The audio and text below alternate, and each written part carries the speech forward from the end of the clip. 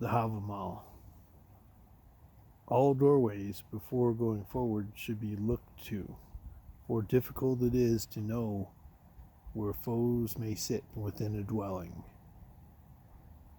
Givers hail, a guest is come in. Where shall he sit?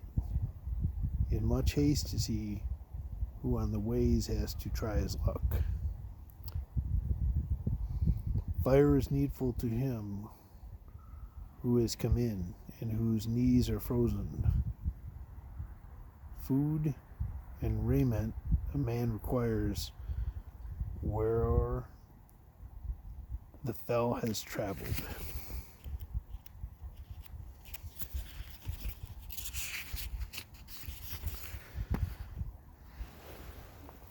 Water to him is needful who for refection comes. A towel and hospitable invitation is a good reception. If he can get it, discourse and answer. Wit is needful to him who travels far. At home all is easy. A laughingstock is he who nothing knows, and with the instructed sits. Of his understanding, no one should be proud, but rather in conduct cautious. When the prudent and taciturn come to a dwelling, harm seldom befalls the cautious, for a firmer friend no man ever gets than a great discernment. A wary guest who to refection comes keeps a cautious silence, and his ears listen, and his eyes observe. So explores every prudent man.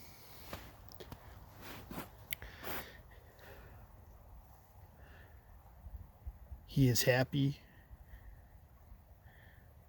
who for himself obtains fame and kind words, lest sure is that which a man must have in another's breast. He is happy who in himself possesses fame and wit while living, for bad counsels have oft been received from another's heart. A better burden no man bears on the road that much good sense that is thought better than riches in a strange place, such is the recourse of the indignant. A worse provision on the way he can not carry that too much beer bibbing so good is not. As it is said, beer for the sons of men.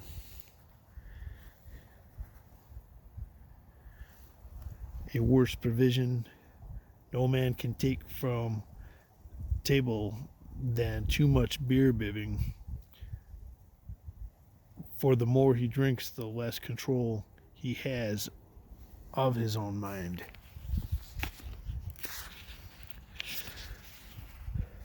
Oblivion's heron 'tis called that over drink hovers, he steals the minds of men.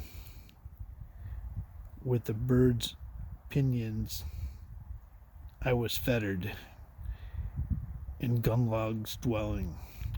Drunk I was overdrunk at the cunning failures.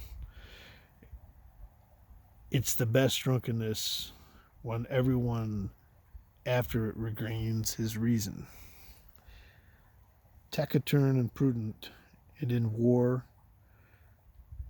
daring should a king's children be.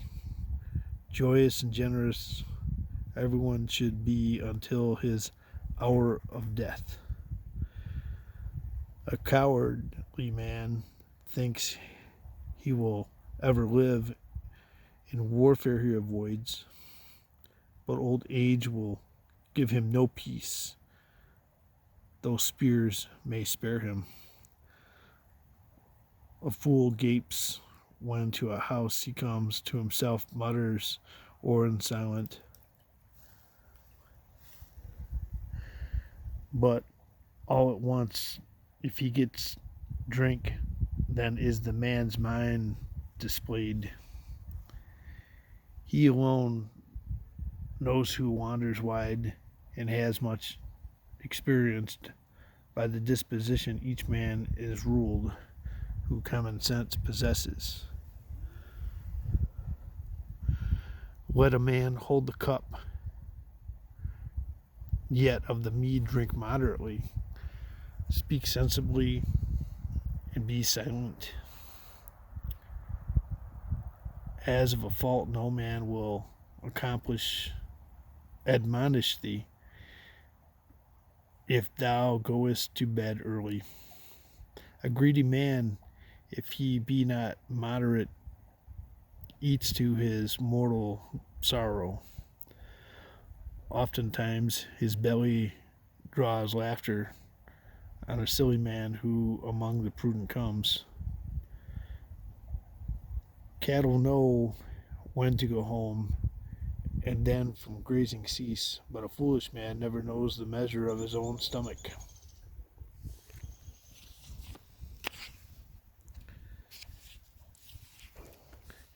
A miserable man in an ill condition sneers at everything.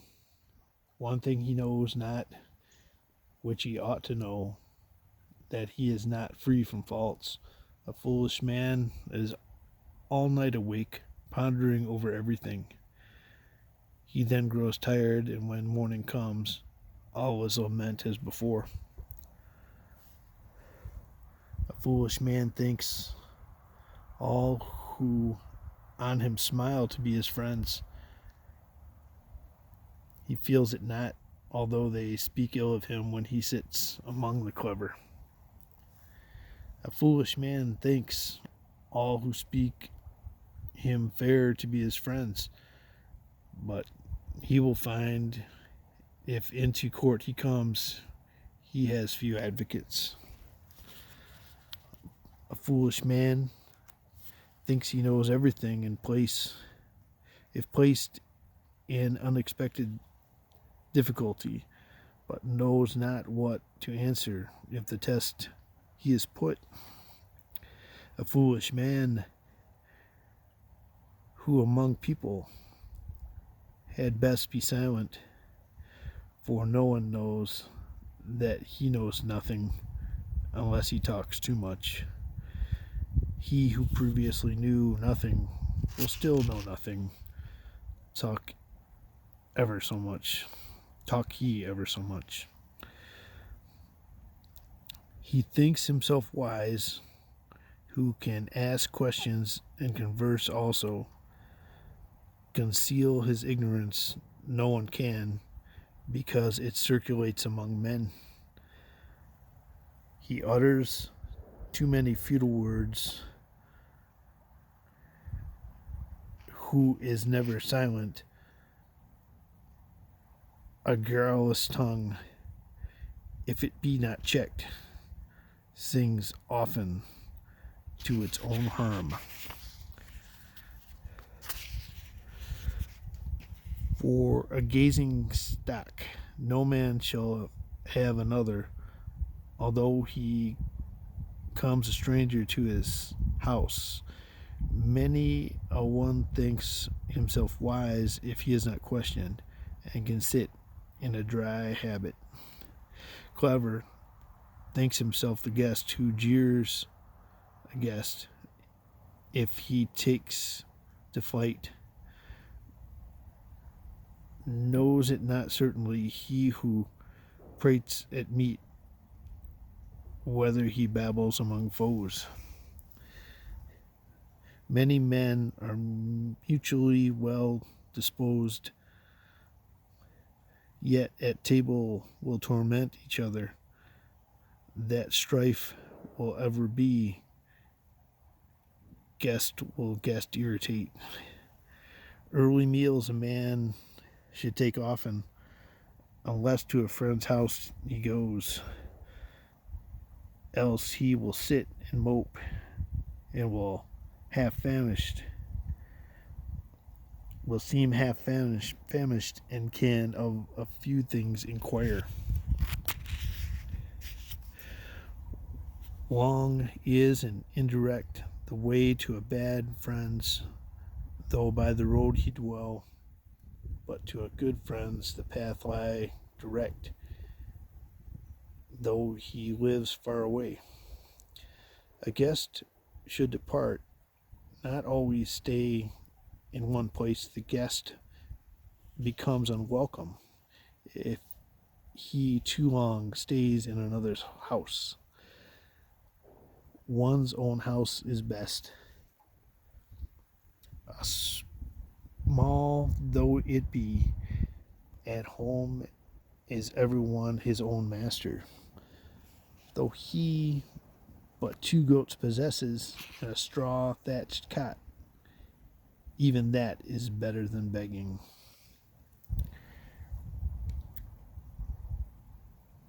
One's own house is best. Small though it be, at home is everyone his own master. Bleeding at heart is he who has to ask for food at every mealtide. Leaving in the field his arms, let no man go a foot's length forward, for it is hard to know when on the way a man may need his weapon.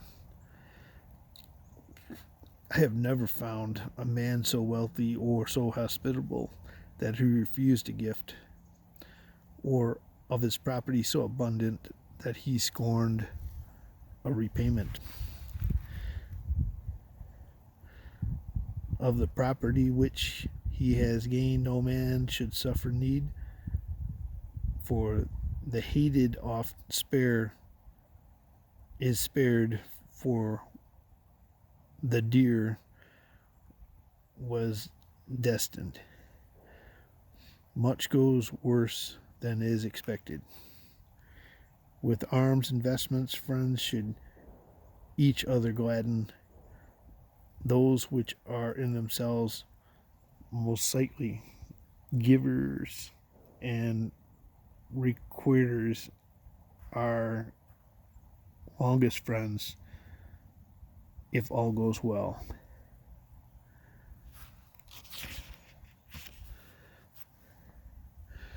To a friend a man should be a friend, and gifts with gifts requite. Laughter with laughter men should receive, but repay treachery with lies. To his friend a man should be a friend, to him and to his friend, but of the foe no man shall the friend's friend be. Know if thou hast a friend to whom thou fully trustest, thou shouldest blend thy mind with his in gifts exchange, and often go to see him. If thou hast another whom thou little trustest, yet wouldest good from him derive, thou shouldest speak him fair, but then craftily, and repay treachery with lies. But of him yet further, whom thou little trustest, and thou suspectest of intention before him, thou should laugh, and contrary to thy thought speak. Requital should be the gift resemble. I was once young. I was journeying alone, and I lost my way. Rich, I thought myself, when I met another, a man. Man is the joy of man. Generous and brave men live best. They seldom cherish sorrow, but a base-minded man dreads everything. The niggardly is uneasy even at gifts. My garments in a field I gave away to two wooden men.